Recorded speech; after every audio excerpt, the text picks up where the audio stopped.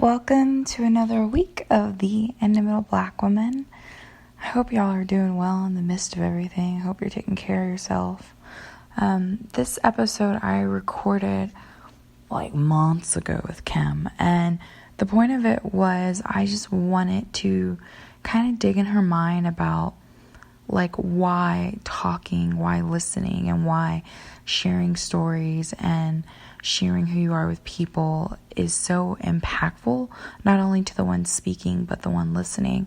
And so Kim does work in restorative justice, and basically what she does is restore people through this method. And so this is kind of like my own curiosity at work, but also like really wanting to get to the heart of like why I'm so attracted to what I'm attracted to when it comes to the podcast, when it comes to creating a platform for us to heal by speaking and hopefully heal others when they hear what we're saying.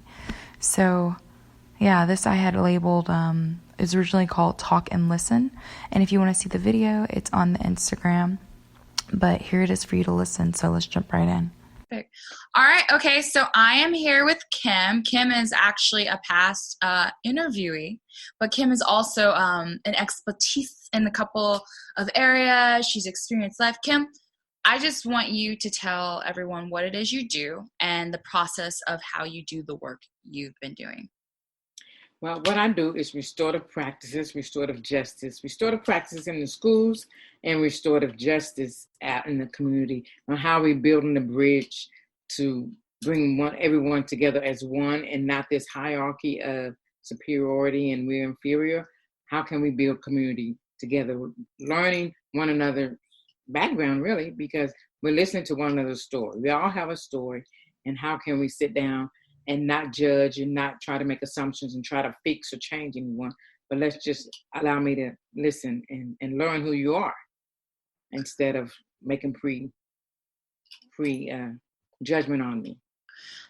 So whenever you go into like a high school and stuff, or you've gone into the jail system, is there like a format you go through, or you just like, how do you get people to tell you what's going on with them in a way that's helpful to them? Well, in the jail, we had this workbook, and so we talked about our past. How did we become this violent individual?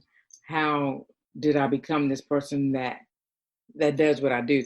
And so they tell their story from their childhood. Everything comes from their childhood, seems like that. The men would tell me in the jail, well, when I was younger, my mom and my dad would fight, or I would see my mom and her boyfriend fight, or my granddad or my cousins would say, don't you come home without taking care of the business, because if you do, you're going to get your butt whipped. And so they always talk, we always try to get to see where the person's belief system is, because that's where we learn who a person is. What is your belief system?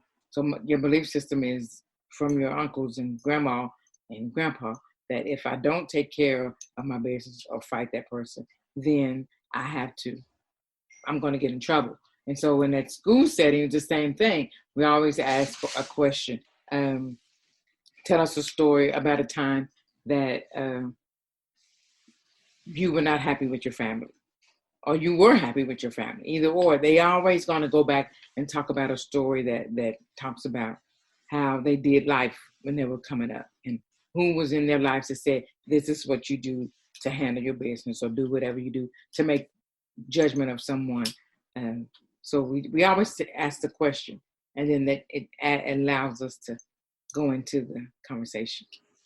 So when y'all figure out people's belief system, how do you change it? Like, how does it morph? So when we hear the belief system, we don't try to change it. We let them know, okay.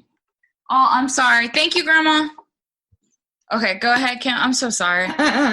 So we don't try to change a person. We meet them right where they are, and we just let them know that, hey, we all have history. We all have something in our lives that we were not proud of. But now, if you want to change, then this is the time for you to take that step. And we let them know we're here to walk alongside of you. We're not here to judge you. We're not trying to tell you that this is when you have to have it done. But we just let them know we're here and we hear you. and we understand what you've been through, and we're not going to judge you, but we're here whenever you're ready. We're here. So if someone was like, hey, this is what I believe, this is how I grew up, and then they tell you, okay, we're ready to make a difference in their future, what does that look like to walk that out?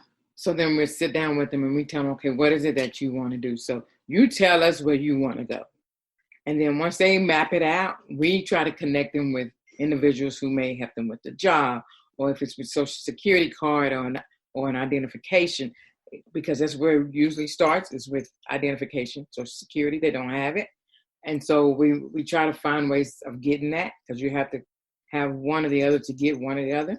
And then I know someone who works for the city of Austin who helps individuals who may have something on their background or who may not, to help them with employment.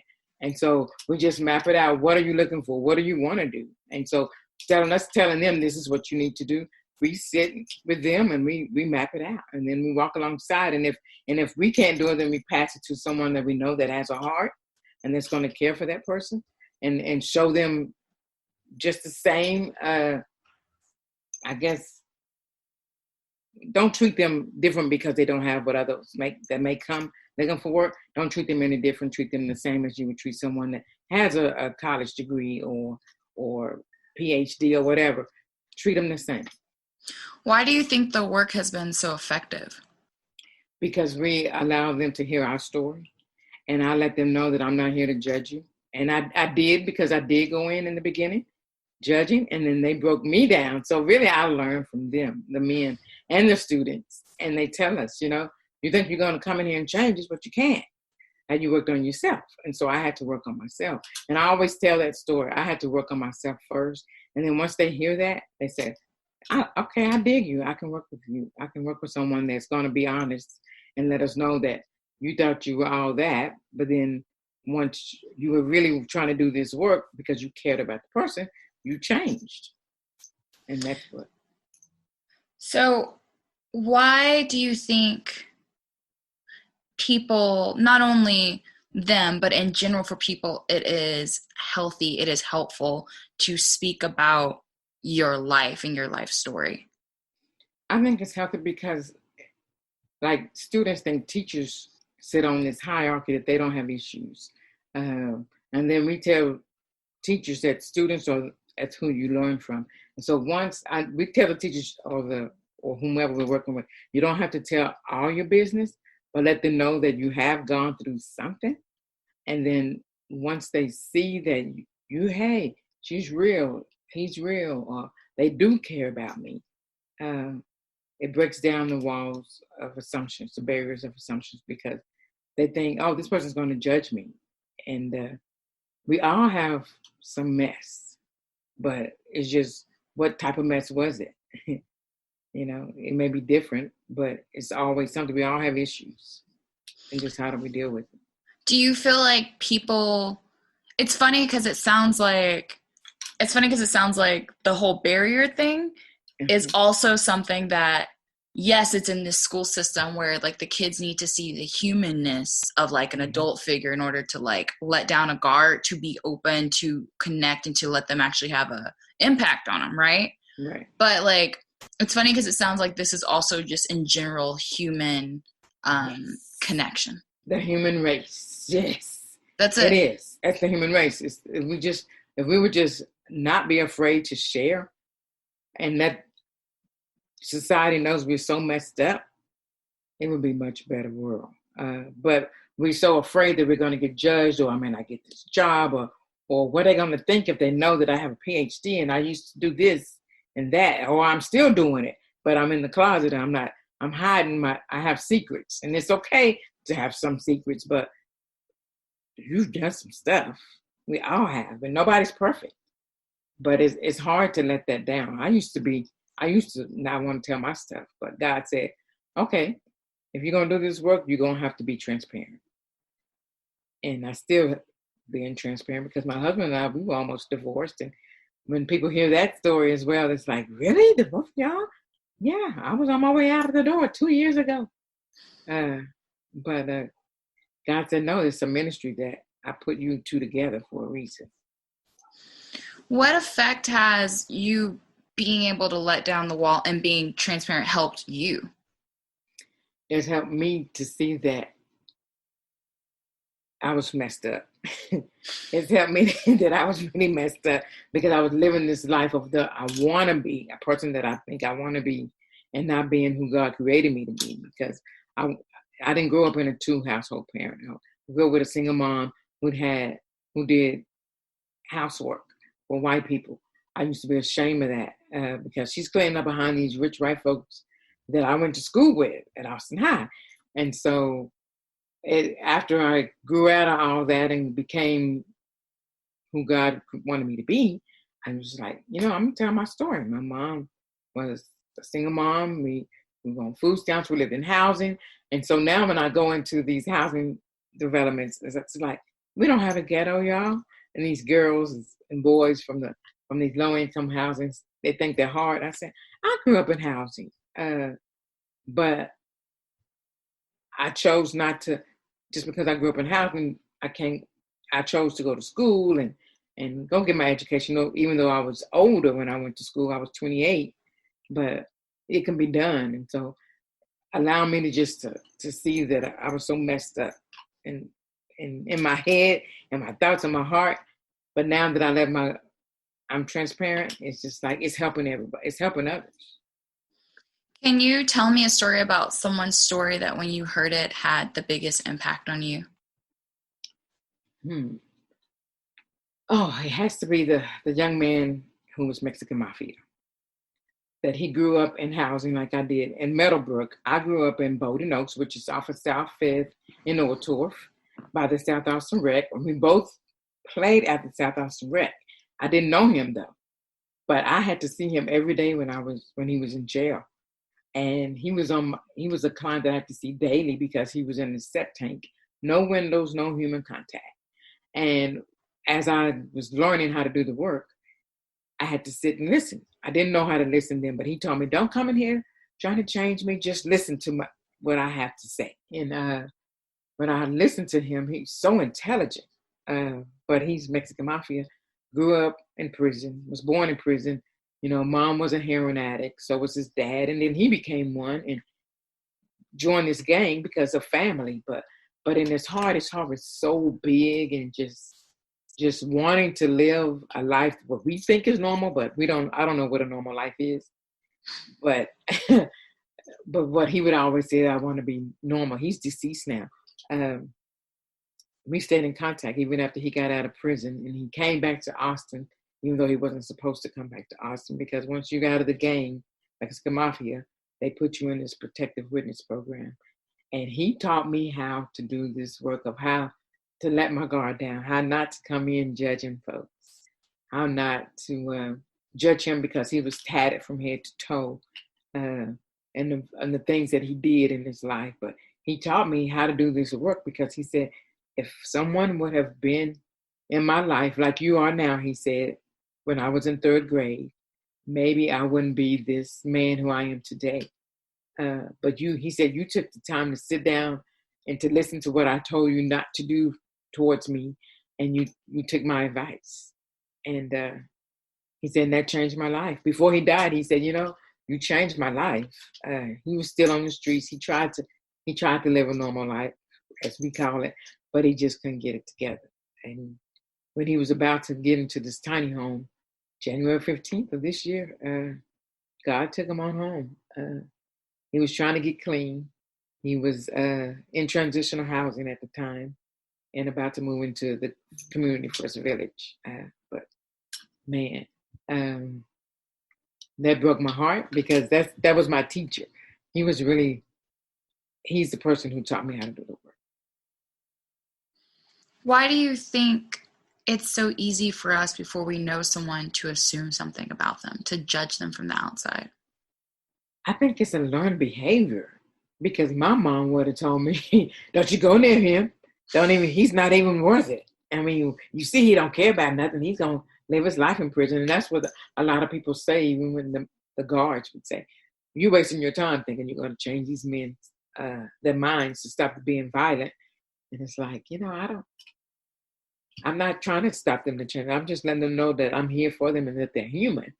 but it's like we're robots, and we're taught to judge people who don't look, who, like I say, this normal thing again, who don't look like they belong, because he was tatted, and he had, from head to toe, he was tatted. And so we people we just we're just I think we're stupid. I call myself stupid because I don't know what that person has been through. I don't know if that person could have been educated. And it is educated people who are tatted from head to toe. It's educators that are tatted from head to toe. And so, but we think because of a person that's in a gang, it's totally different from a person who's not in the gang, but is a teacher or some profession that's tatted, because all the people at Whole Foods, they're tatted. But it's okay for them. They're normal. They can get a job. But for him, he couldn't get a job. And so I think it's just the way society, the way we grew up, especially for me. Especially for you? Mm-hmm. Yeah. So I'm going to kind of switch around. So when you've dealt with like life trauma and things of that nature, what is ways people can heal from that? You want me to talk from my perspective? Yeah, of course. Who else, girl? It's me and you. Yes, your perspective. So for me, when I'm dealt with trauma, I have to talk about it. I used to shut down, but now I talk about the trauma that I've dealt with. And then when I meet someone that's gone through trauma, like the young lady who was in the car when that police officer just killed that guy, Mike Ramos, that didn't have a gun. His girlfriend was in the car, and she saw it all. And now I have contact with her. She's going through trauma. And I told her, right now, I know you're not ready to talk. Right now, she's isolating herself. I dropped her some food off on Tuesday. So I take her food, but then she goes right back to the room, and she's in the bed, and I want to get out. I want to die because she saw her boyfriend killed by Austin Police Department.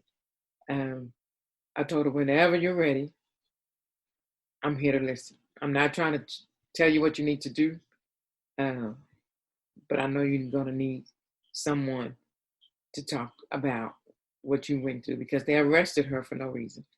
And so, yeah, she's going to need a whole lot of support. And so I just tell her, I'm here for you when you're ready. You can't rush a person.